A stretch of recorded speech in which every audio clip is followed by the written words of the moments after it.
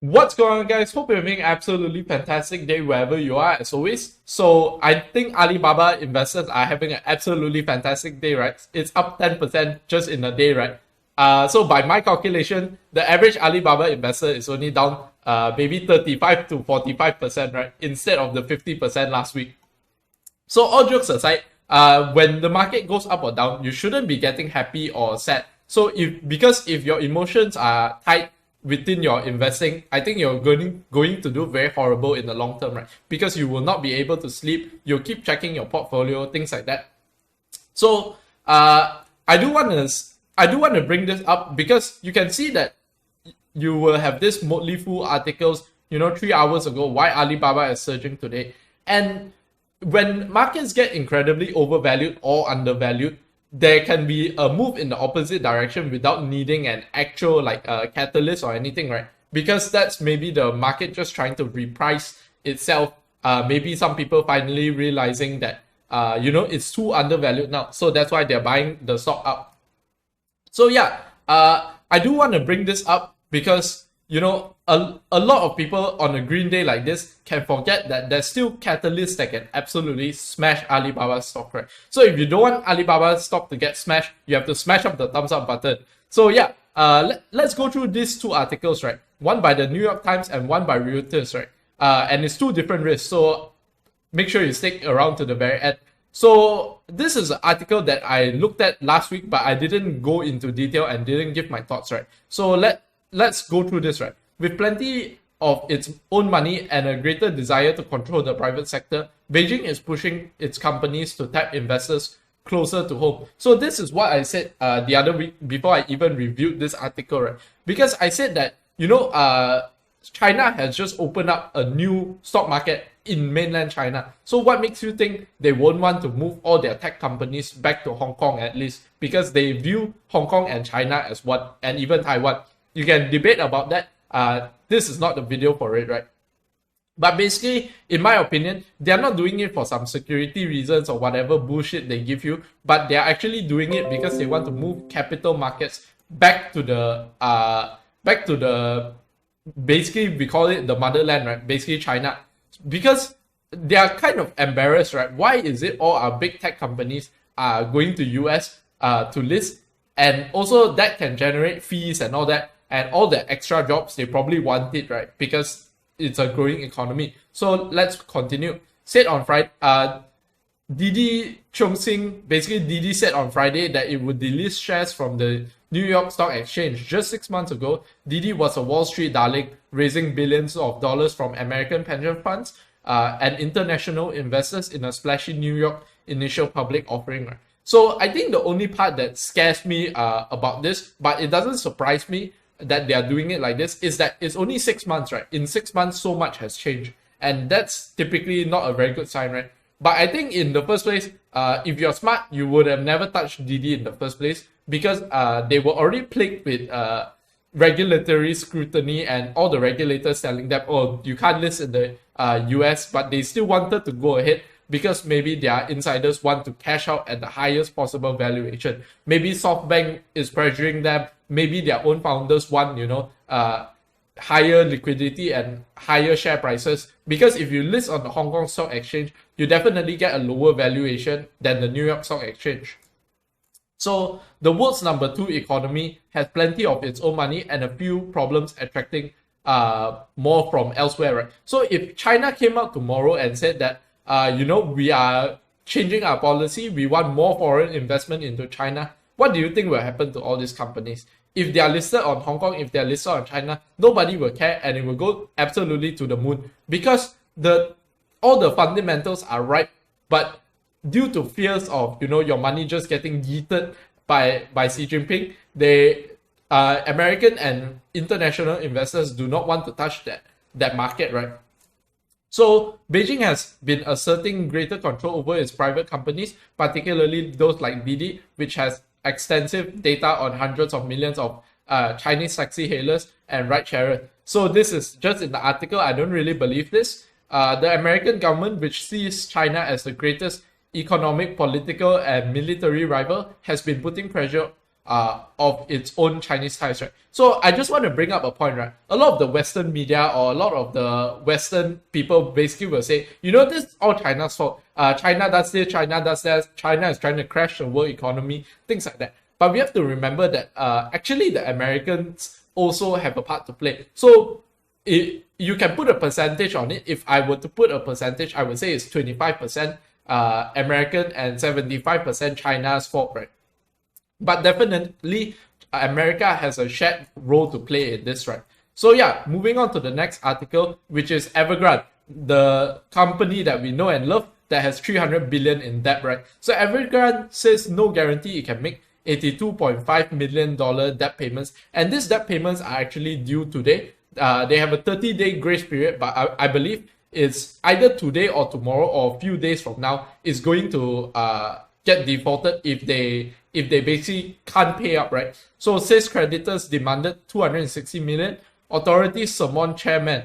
Shares dropped 20% to all-time low. So I think it's never a good sign when the authorities are summoning you, right? Look at what happened to Jack Ma. Authorities summoned him, suddenly he disappeared. So maybe he was learning to become a magician. Disorderly collapse could ripple through the property sector. And I think this is the only reason the government is actually calling the founder to try and work out a solution, right? If it wasn't systemic, right, think about Alibaba. They continue punishing Alibaba. They don't care because it's not systemic. But in this case, if Evergrande collapsed, so what happens is all their assets are real estate assets. So what will they do? They will dump their real estate assets to try and get money out back to their lenders and all, because they need to file for bankruptcy, need to liquidate. So that will tank the whole Chinese basically real estate market. And we know that the Chinese real estate market accounts for about 70 trillion in wealth, and about 70% of the average Chinese citizens' welfare and wealth is tied up in the in the real estate market, right? So no doubt if this happens, this will have a huge effect on China's economy, as well as stocks like Alibaba, Tencent, all these tech companies that basically need to grow, and their growth trajectory are planned out like that, right? But China, bear in mind, has not came into a recession ever before, right? Basically in modern history. So I'll link a video on the top right if you want to see why my reasons that I think China might go into a recession for the first time in 30 years.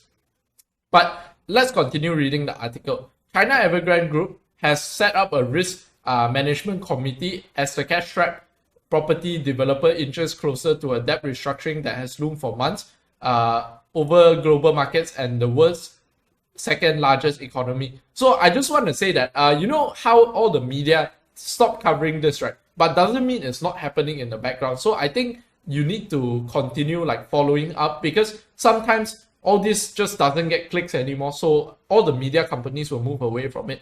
But remember how a few months ago, China Evergrande was the talk of the town, and then they were going to default. They saved themselves from defaulting, and everything just quieted down as if they are not going to default. So now you can see when December comes, they bring you a Merry Christmas present. So the real estate giant, which is grappling with over $300 billion in liability, is at risk of becoming China's biggest ever default, said on Monday that the committee included officials from state entities and would play an important role in mitigating and eliminating future risks of the group, right? And basically, I'm not sure whether this article is too accurate, because I read at another place, I think it was Bloomberg, that they said that, no authorities are stepping in, right? But I think it makes sense that authorities are stepping in, and maybe this is an updated article, right? Because this is 6th of December, today is 7th, and that Bloomberg article is a week old, I think. So on Friday, Evergrande said it would seek to restructure its offshore debt after acknowledging that it may no longer be able to meet its financial obligations. So I think this is not a surprise.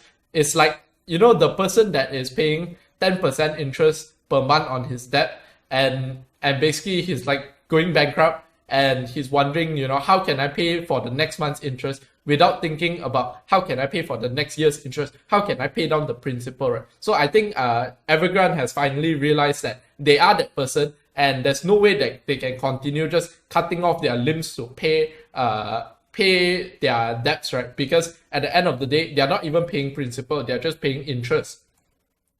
So Evergrande's been trying to sell assets to repay debt, but Friday's statement basically says that it's going to surrender and needs help, right? So basically, they're going to wave the white flag and ask the government for help, which they've been begging the government for help, and nobody has been responding, right? But basically, I think on the, I don't know what you call it, but on the last minute, I think there will be some sort of resolution, because if they don't resolve this, the whole market for real estate will tumble, because Evergrande holds a lot of real estate assets, and in the Lehman Brothers crisis, actually they had more assets than liabilities. But what happened was that since their assets are, the prices can move, right? But your liabilities are loans, and also your liabilities don't move, and your bonds and all.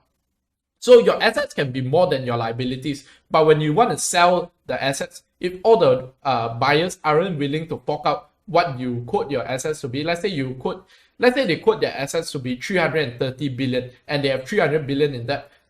On paper, it looks like there's no problem. When everyone is confident, when everyone is okay, it seems like there's no problem, because you have 30 billion in extra assets. That's a lot of money. But when you try to sell the assets, let's say you can only get 250 billion for those assets, and you have to take that haircut. So you have another 50 billion that is just missing. And actually, you lost about $80 billion in value.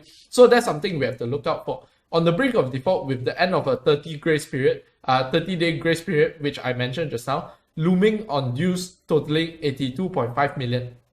So yeah, basically they are saying this is the straw that's going to break our back. So please help us, Chinese government. So what does this mean for Alibaba stock, right? So you can see that one day surge of 10% really doesn't mean much, because the fundamentals are actually still continuing deteriorating, right?